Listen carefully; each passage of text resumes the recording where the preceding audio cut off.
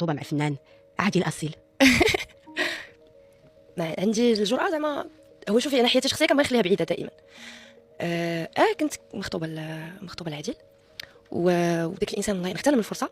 داك الانسان الله يعمرها دار، وانسان خلوق، انسان مرضي، وقف معايا ويستاهل كل الخير اللي كاين في هذه الحياه. علاش تفارقتوا؟